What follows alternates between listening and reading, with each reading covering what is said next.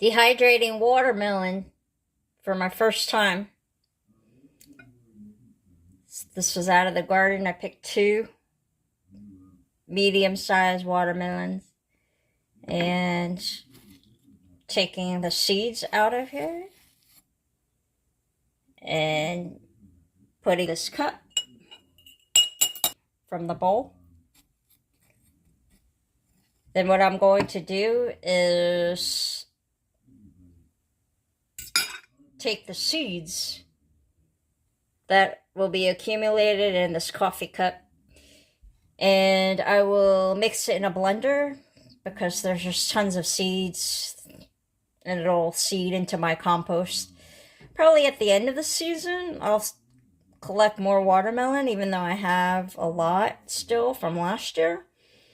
So we're going to dehydrate this, and then like I said, it'll be overnight. But I cut some of this earlier, so we'll take this chunk.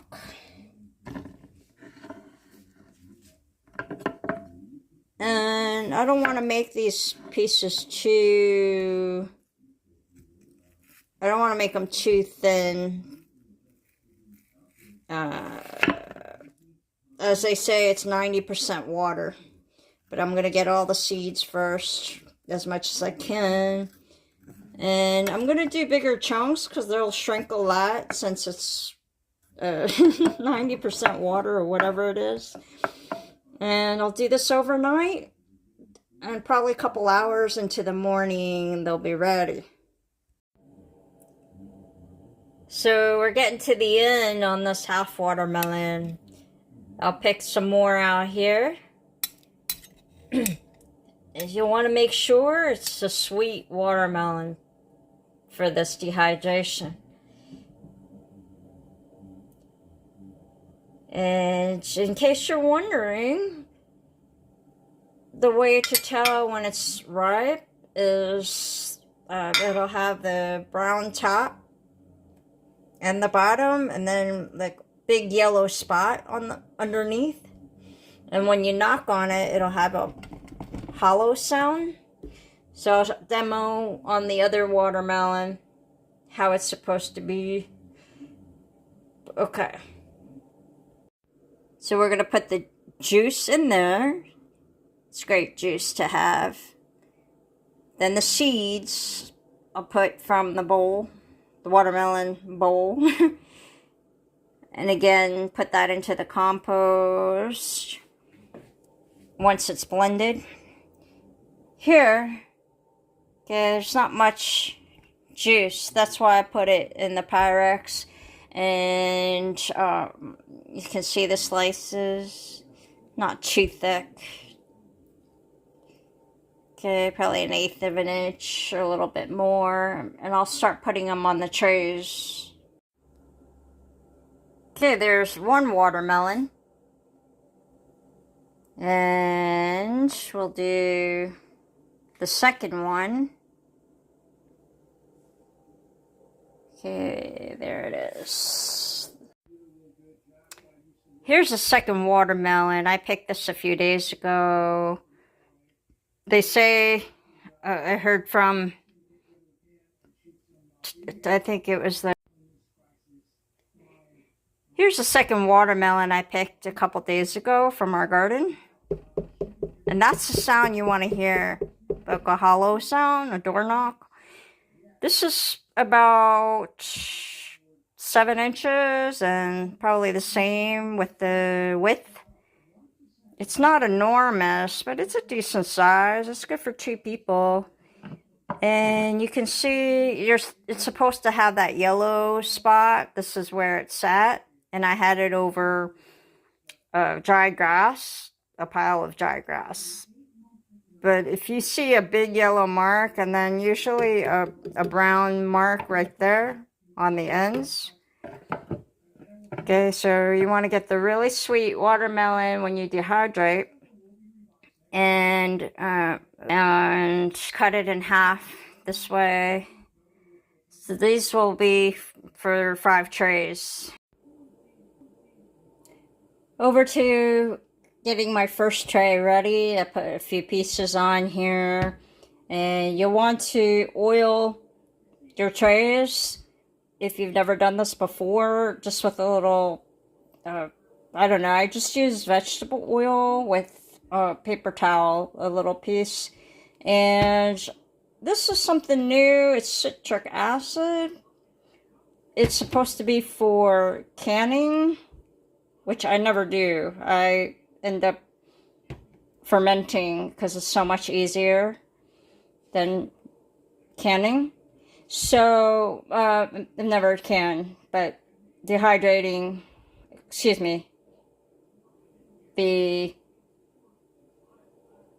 fermenting is very easy to do. No boiling required. And it can last about 8 months. So I'm going to fill the trays here. And again, after it's oiled, I already did a batch or two before. So sometimes I do a couple batches until I oil again, so it doesn't stick. And it's very important, especially for watermelon, because like I said, it turns to like a fruit roll-up and it's harder to peel. Here's the full tray of the dehydrated. Here's the first tray of the watermelon. I am going to use a little bit of the citric acid. It's for canning tomatoes, but because this is my first time with the watermelon, it's usually better to do it by using your hands so you get more of an even flow of the citric acid to make this last longer after it's dehydrated. And it's bitter, so I'm only using a little bit. And I guess you could use honey, raw honey, but it defeats the purpose. Usually with raw honey, it's better to just have it out of the glass and not heated, because it loses its properties. So there's about 4 more trays left to do. Going to turn it on, then overnight into the morning. It should be semi-ready, and maybe a couple more hours after, I will condense to maybe 1 or 2 trays, and it'll cook faster. So then I will show you part 2 when they're finished and into the Mylar bag. And it's good for at least 7 years, about 7 years, the way I do it. If you buy food from food storage places online and other places, it's supposed to last about 25 years. So I'll show you how that goes. But really, if you can get some of this going now, there's going to be shortages as they're starting already. And I'm not a food prepper or prepper channel. However, 2027 is going to be really tough. I mean, with the farms and everything, supply. So I'm doing this when I can. It's not every week, but the fruit is going to be hard to obtain.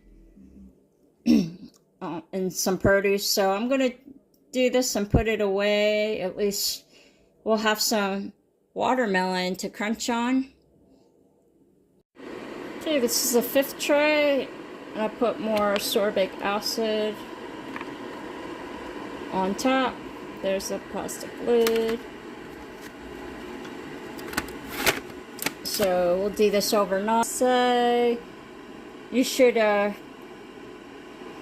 alternate the trays, like have your system, maybe I put it from top and then put it on the bottom on rotation. And I do that maybe every hour. It's late. I'm just going to let it do its own work and find what's going on in the morning.